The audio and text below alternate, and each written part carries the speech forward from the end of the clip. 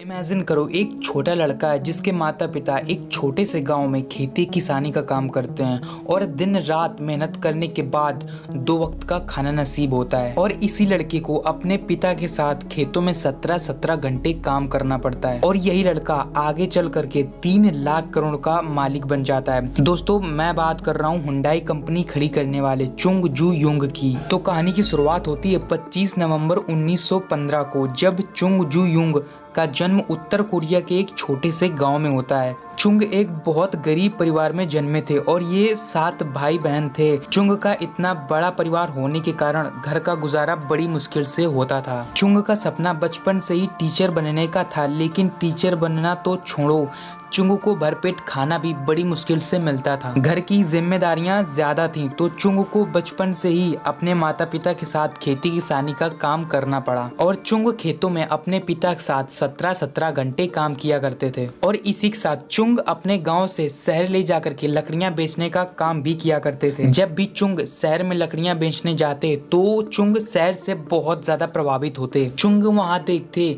कि लोगों को 2 वक्त की रोटी के लिए 17-17 घंटे काम करने की जरूरत नहीं पड़ती है। शहर के लोग 17-17 घंटे काम नहीं करते, लेकिन अच्छे कपड़े पहनते हैं, अच्छा खाना खाते हैं और अच्छी गाड़ियों के साथ घूमते हैं। और यही सब बातें चुंग को शहर आने के लिए मजबूर कर रही थीं।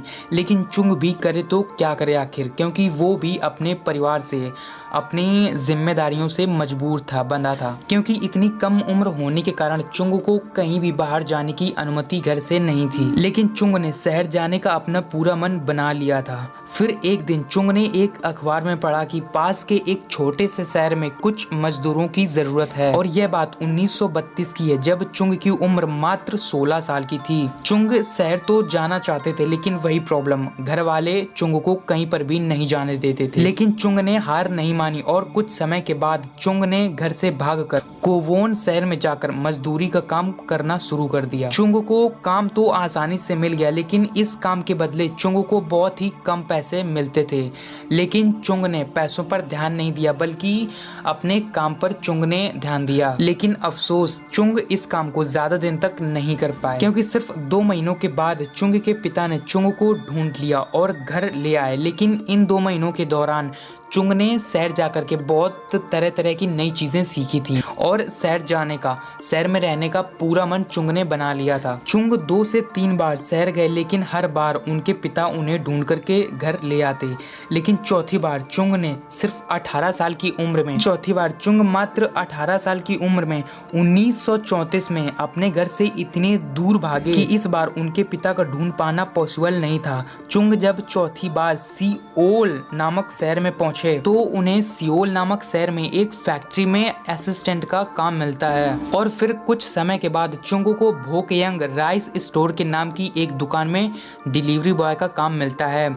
चुंग ने फिर अपनी जिंदगी में कभी भी पीछे मुड़ करके नहीं देखा। चुंग की लगन और मेहनत से स्टोर का मालिक चुंग को डिलीवरी बॉय से मैनेजर बना देता है। फिर आता है समय 1937 का। ये वो टाइम है जब स्टोर के मालिक की तबीयत बहुत ज्यादा बिगड़ जाती है और इसी दौरान स्टोर का मालिक पूरा स्टोर चुंग के हवाले कर देता है। और चुंग सिर्फ 22 साल की उम्र में अपनी मेहनत के दम पर एक दुकान का मालिक बन जाता है। लेकिन ये स्टोर चुंग के हाथों में ज्यादा दिन तक नहीं रहने वाला था, क्योंकि इसी दौरान कोरिया में जापान का कब्जा हो गया और जापान द्वितीय विश्व युद्ध लड़ रहा था। और इसीलिए जापान सरकार ने अपने सैनिकों को जरूरी खाना पहुंचाने के लिए कोरिया की सभी चावल की दुकानों पर कब्जा कर लिया। और इसी में एक थी चुंग की स्टोर या फिर चुंग की दुकान। और चुंग देखते ही देखते वहीं पर आ जाते हैं जहां पर वो शुरुआत में थे। उनके पास कुछ भी नहीं बचता है। चुंग थक हार कर अपने गांव वापस लौट आते हैं। फिर 1 साल बाद चुंग ने हिम्मत जुटाई और 3000 वोन का लोन ले करके एडो सर्विस नाम का एक गैराज खोला। और चुंग का यह गैराज 20 दिन में ठीक होने वाली गाड़ी को मात्र 5 दिन में ठीक करता था। चुंग का यह काम अच्छा चल रहा था, लेकिन एक दिन अचानक आग लग गई और चुंग का बिजनेस बिजनेस पूरी तरह बर्बाद हो गया। लेकिन चुंग ने 3500 वॉन का लोन लेकर के इस बार और बड़ा गैराज खोला और फिर से चुंग की किस्मत रंग लाई और 3 साल के भीतर चुंग ने सारे लोन अपने चुका दिए और प्रॉफिटेबल बिजनेस रन करने लगे। और चुंग के इस गैराज पर लगभग 80 कर्मचारी काम करते थे और इसी दौरान चुंग अपने परिवार वालों को मना करके गांव से अपने पास शहर ले आते हैं। सब कुछ ठीक चल रहा होता है, लेकिन एक बार फिर चुंग का यह बिजनेस चुंग के हाथों से छीन लिया जाता है। यह बात उस समय की है जब जापान की सरकार ने युद्ध में यूज होने वाले हथियारों को बनाने के लिए चुंग का यही गैराज छीन लेती है और एक बार फिर चुंग बिल्कुल जीरो पर आ गए और चुंग अपने परिवार के साथ वापस घर लौट आते हैं। लेकिन इसी दौरान चुंग ने 50,000 वॉन सेव कर लिए थे। दोस्तों, वॉन दक्षिण कोरिया की करेंसी है, तो आप कंफ्यूज मत होना। 1946 जब वर्ल्ड वॉर खत्म हुआ तो फिर से चुंग ने कोरिया में एक बार एंट्री मारी और अपना हुंडई एम्पायर बनाने में जुट गए। चुंग ने इस बार अपने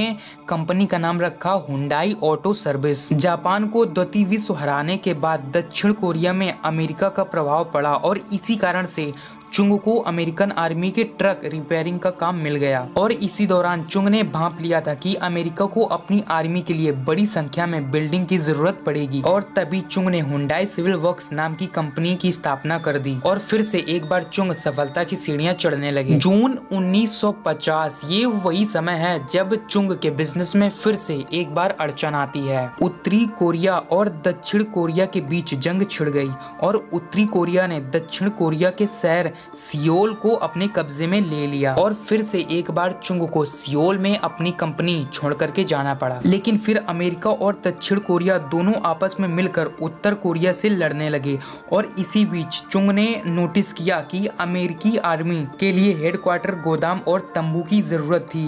यही गैप देख करके चुंग ने गोदाम, तंबू और हेडक्वार्टर बना करके बेचना शुरू कर दिया। इसमें चुंग का ज्यादा मुनाफा तो नहीं हो रहा था, लेकिन चुंग ने अमेरिका के साथ एक बहुत ही अच्छा रिलेशनशिप बना लिया। 1953 में जब जंग खत्म हुई तो 90% अमेरिकी चुंग से बहुत प्रभावित हुए और इससे चुंग को बहुत ज्यादा फायदा हुआ अपने बिजनेस में और अमेरिका ने चुंग की बहुत ज्यादा मदद की, जिससे चुंग की हुंडई कंपनी देखते ही देखते बहुत ज्यादा आगे बढ़ती चली गई। 1967 इसी समय हुंडई ने अपनी हुंडई मोटर कंपनी की शुरुआत कर दी और हुंडई ने 1968 में फोर्ड के साथ हाथ मिला लिया। लेकिन ये रिश्ता हुंडई और फोर्ड का ज्यादा दिन तक नहीं चल पाया और सिर्फ 2 साल के अंदर हुंडई और फोर्ड फिर से अलग हो गए। देखते ही देखते हुंडई बन गई दुनिया की दूसरी सबसे ज्यादा कार बनाने वाली कंपनी। तो दोस्तों, ये थी हुंडई की केस स्टडी। अगली वीडियो किस पर देखना चाहते हैं कमेंट करके जरूर बताना। अगर नए हो तो चैनल को भी सब्सक्राइब कर देना। इस वीडियो में टारगेट रखते हैं 500 लाइक्स का, तो टारगेट पूरा जरूर कर देना। बाय।